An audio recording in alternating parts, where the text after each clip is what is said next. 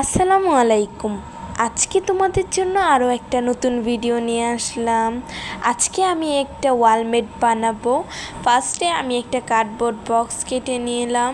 Glue দিয়ে কার্ডবোর্ডের পিসের উপর একটা হোয়াইট কালার পেপার লাগিয়ে দিলাম। বাসায় কার্ডবোর্ড বক্স শেষ হয়ে গিয়েছিল, তাই আমি একটা কেকের বক্স দিয়ে এই ওয়ালমেটটা বানালাম। তারপর আরও কিছু কার্ডবোর্ডের পিস কেটে নিলাম লম্বা করে। এগুলার উপরেও গ্লু দিয়ে হোয়াইট কালার পেপার লাগিয়ে নিলাম। তারপর বড় পিসের উপরে ওই লম্বা পিসগুলো ছোট ছোট করে গ্লু দিয়ে বসিয়ে দিলাম।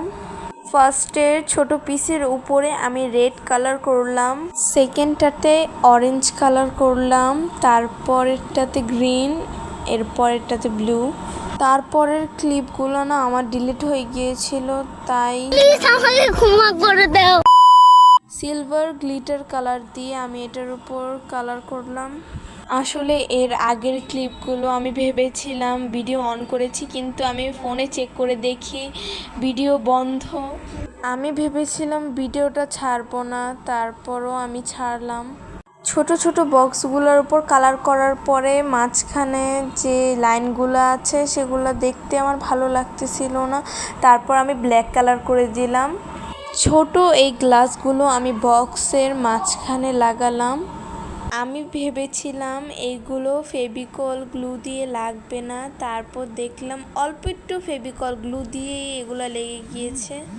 স্কোয়ার শেপের গ্লাসগুলো প্রত্যেকটা ছোট বক্সের চারিদিক দিয়ে লাগালাম।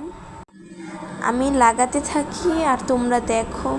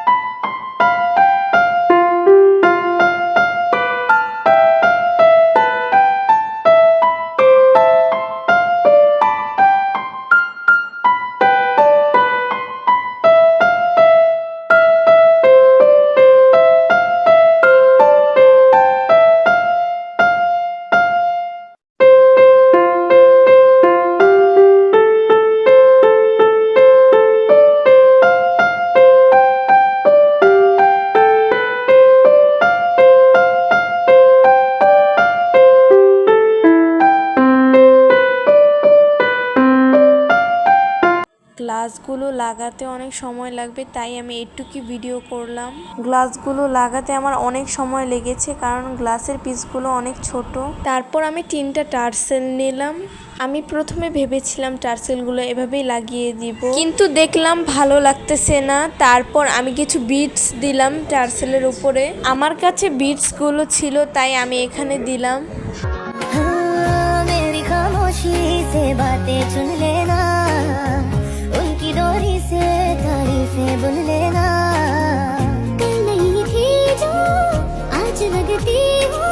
আমি টার্সেলের উপরে বিটসগুলো লাগিয়েছি। এরকমভাবে 3টা টার্সেলের উপরই করব।